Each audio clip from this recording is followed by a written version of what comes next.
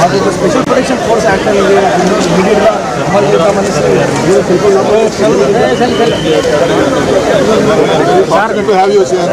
Very fortunate sir. మీ capacity మాకు తెలుసు.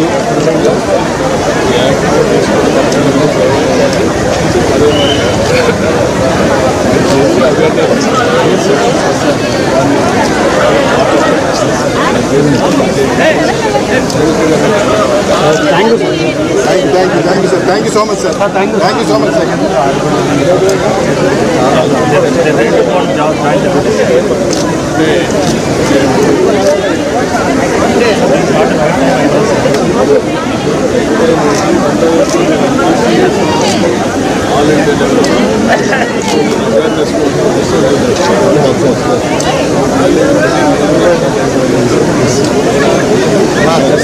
Thank you so much sir. అన్ని విధాలు గట్టిగా ఉంటాం. ఇలాంటి ఎక్కడ thank you so much sir.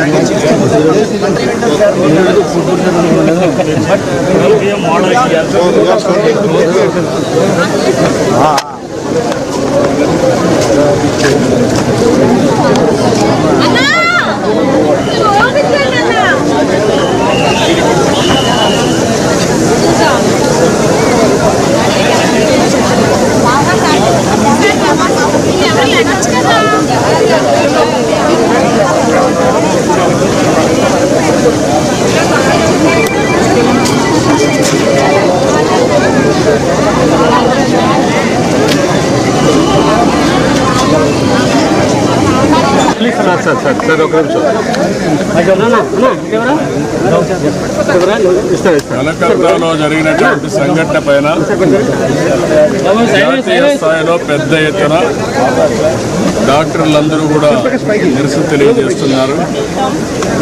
అది చాలా దారుణం ఆ సంఘటన జరగడం. దాన్ని నేను చాలా తీవ్రంగా ఖండిస్తున్నా. ఒక నాగరిక ప్రపంచంలో కూడా ఇలాంటివి సమర్థించకూడదు, ఆమోదించడానికి కూడా వీలు లేదు. ఎవరైనా సరే ఆడబిడ్డల జోలికొస్తే అదే చివరి రోజు కావాల్సిన అవసరం ఉంది. అంత కఠినంగా యాక్ట్ చేస్తే తప్ప ఈ రాక్షసులు ఇష్టానుసారంగా బిహేవ్ చేసే పరిస్థితికి వస్తున్నారు. అందుకే ఈరోజు మన డాక్టర్లు అడుగుతున్నారు.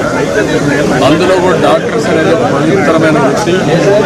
జీవితంలో చాలా సంవత్సరాలు చదువుకుని పర్సనల్ లైఫ్ కానీ కనీసం ఫ్యామిలీ లైఫ్ లేకుండా ప్రజాసేవ కోసం ముందుకు పోతూ ఉంటారు. అలాంటి ఆడబిడ్డలకు సెక్యూరిటీ లేకుండా పోవడం చాలా దారుణం.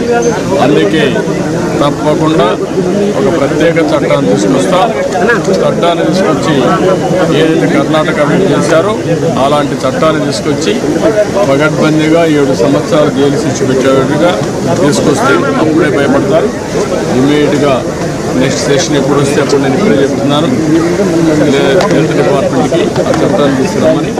అది దేశంలో ఎక్కడెక్కడ చేసారో చూసుకొని అవి తీసుకొస్తే దాన్ని పగడ్బందీగా అమలు చేస్తాం. డాక్టర్స్ కూడా ఒకటే విజ్ఞప్తి చేస్తున్నా, మీతో ఈ సంఘటనలో వేరే ఆలోచన లేదు, మీకు పూర్తిగా అండగా ఉంటాం. అదే సమయంలో మనం ఆందోళన చేయాలి, ప్రజల్ని చైతన్యవంతం చేయాలి, మీకు న్యాయం జరగాలి. పేషెంట్లు ఇబ్బంది పడకుండా వాళ్ళు కూడా మనం చూసుకోవాల్సిన అవసరం ఉంది. తక్షణమే నిధులు కూడా ఆదరగమని వారిని కోరుకుంటూ చేస్తారని చెప్పి ఆలోచిస్తాను.